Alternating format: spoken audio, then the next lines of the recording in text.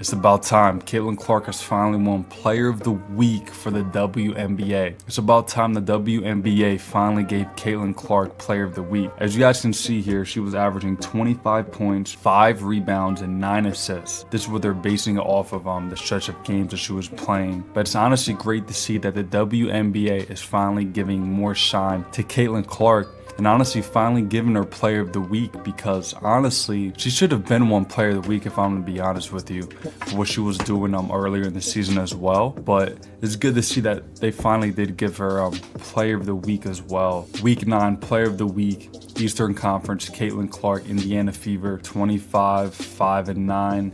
Then the Western Conference for the Lynx was Kalor. She's been on an incredible performance recently.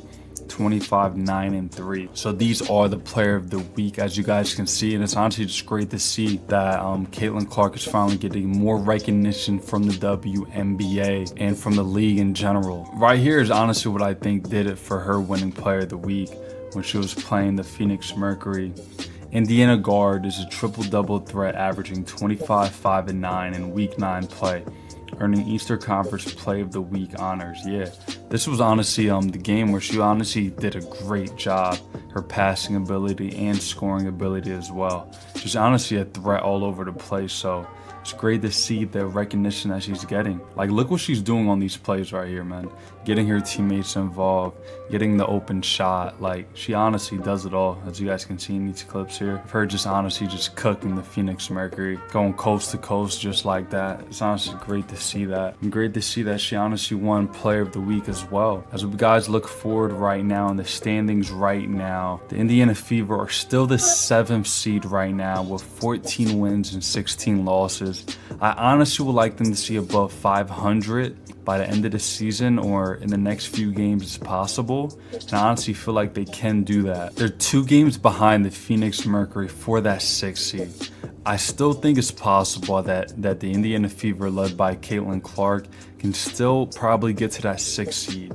They just honestly have to win more games, if we're going to be honest. But it's good to see that the Indiana Fever, led by Caitlin Clark, they won't be the 8th seed or fighting for a playoff spot, because right now they're above the Chicago Sky by 3 games for the 8th seed. The gap is going bigger and bigger between the Indiana Fever and the Chicago Sky. It's good to see that the Indiana Fever have a lock on probably making the playoffs. Now the thing is, can they move up even more?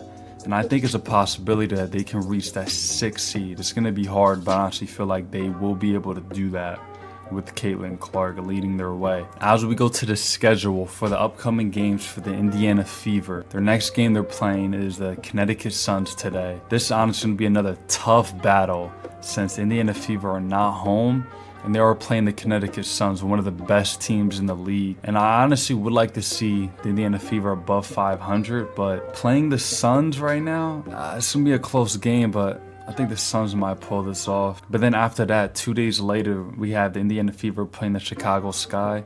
I think this will be another great win by the Indiana Fever, probably a blowout win. Then the Indiana Fever play the Dallas Wings again. I think that'll be another win for the Indiana Fever as well.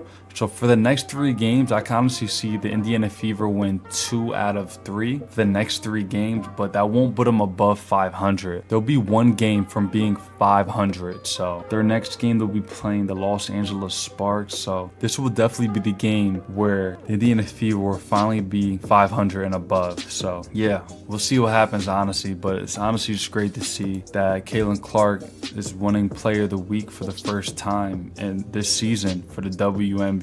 It's long overdue, but it's good to see that they finally gave her the recognition that she deserves for Player of the Week, and looking forward to what she's going to be doing tonight versus the Connecticut Suns in the foreseeable future for the Indiana Fever, and leading them to the playoff for the first time in over 6 years. So let's see what happens. Let me know what you guys think down in the comments below about Caitlin Clark finally winning Player of the Week for the WNBA.